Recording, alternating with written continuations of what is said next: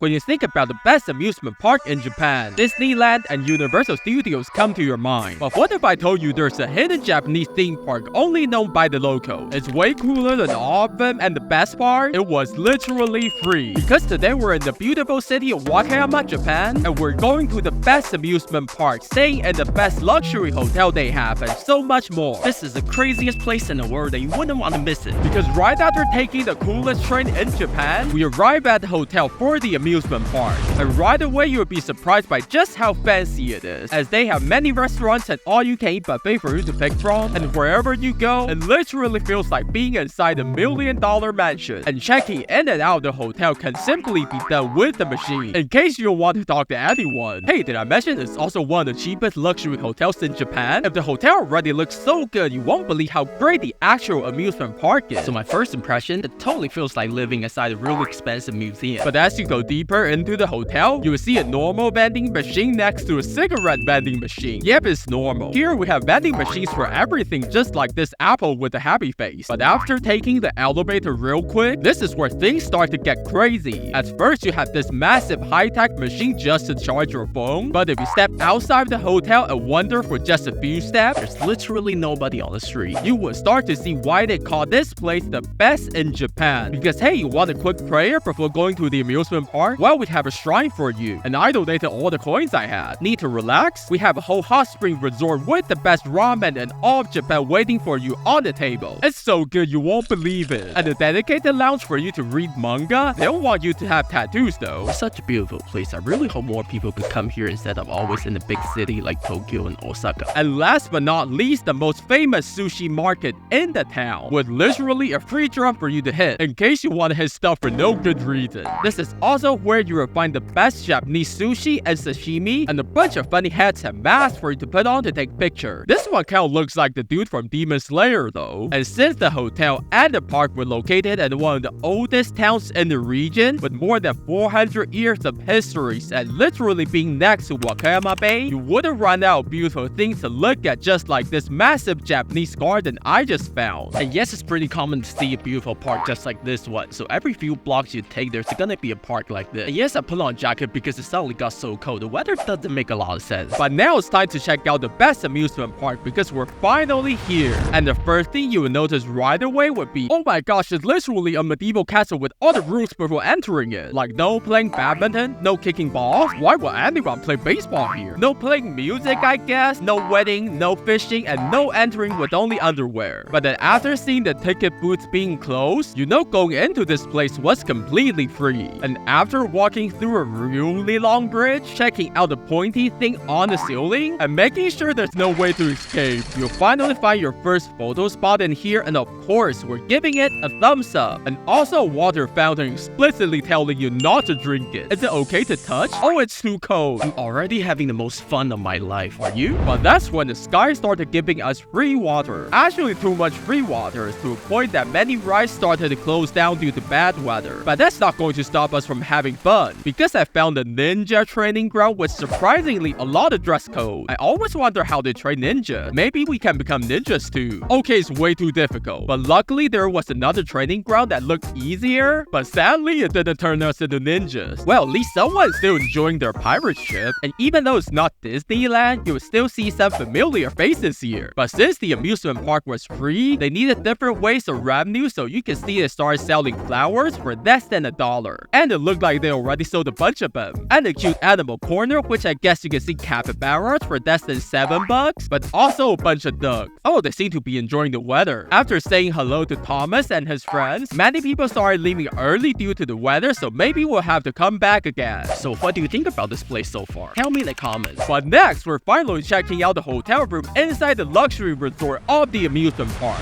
And first, I gotta say, I don't know what a twin bedroom at a Disney luxury resort looks like, but this is totally way cheaper and perhaps even a little bigger, as the beds were super soft and bouncy. The same goes for the pillow. I even checked under a mattress to see how clean the room was. Why is it so heavy? Almost there. And it's perfect. You have all the stuff you need like coffee and tea on the table, and the teacups look kind of expensive, but also pretty cute. And maybe the TV is not the biggest ever, but to my surprise, you can actually rotate it around and even watch YouTube, which I used it to watch the video where I went to the most expensive capsule hotel. You can totally watch it after this video. But the TV can only rotate for like a 20-degree angle, so maybe it's only meant to be used from the bed. The closet was the tallest I've ever seen in Japan. And what's even more surprising were the drawers, as they were already open when I got in. And inside of it was a bathrobe that you could wear if you wanted to use the hot spring. The other one was empty, so there goes the TV remote. But if there's one thing that should not be empty in the room, is the fridge. Oh, it's also empty. At least it got some free water for you to put in. The view outside the window was kinda nice, and you can even open it a little if you want some fresh air. But it's kinda hard to close again. But the craziest part was totally the bathroom. As from the moment you walk in, not only do you get the high-tech Japanese toilet that literally heats up as soon as someone sits on it, but also all the buttons you can push, which I'm sure they do something, and all the typical stuff you expect to see in the hotel bathroom. But what you're not expecting was the bath, as I heard the water that's coming out was actually hot spring water. So I guess if you don't like public hot springs, you could just use this one instead. And also what's really unique about this hotel is that you pay after your stay. I'm not sure if it's only my case, because a lot of stuff in the hotel costs additional money, like buying the cake and a lot of different stuff. So I guess after you buy all the stuff that you want, they just put all the money together and you just pay all of it when you check out. But what you didn't have to pay extra money for was the luxury all-you-can-eat breakfast buffet. And it's literally the best I've ever had in Japan, because not only do you get to make your very own Japanese ramen, and you get to decide what you want to put into it. Let's put a lot of green onion, but also some plum juice, which is famous over here. And this spring-looking smoothie, which I decided to mix all of them. We'll worry about the taste later. And the coffee machine that literally came all the way down to give you coffee. And after deciding what to eat because there were simply too many, I ended up getting what you're seeing right now. A bunch of desserts, of course. A tiny piece of tofu inside the bamboo. Never seen one this jiggly. And of course the ramen from earlier, which is probably the most delicious in the world. But the juice we created was surprisingly good. Maybe I'll drink more later. So what do you think about the best amusement park in Japan? Personally, I really love how it's free to go in and out, and you only pay for what you want to play. And for the hotel, I really love the breakfast. Probably one of the best out there. So overall, I think this is a really good example of, instead of always going to the big international theme park, maybe you could try going to the local ones. Actually, the reason I'm making this video is because a lot of people living here grew up with this amusement park, as it has been here for 3 decades, way older than most of the bigger theme parks you heard of in Japan. I mean, my friend literally came here and wouldn't stop telling me how fun it was and how I have to visit it one day. And now we can confidently say it sure was kind of fun, wasn't it? If only the weather could be better. And let's be serious, when's the last time you saw a free theme park with the luxury hotel this awesome and cheap? But next time, stay in the cheapest 5-star hotel in Japan, and you can click on the video right now.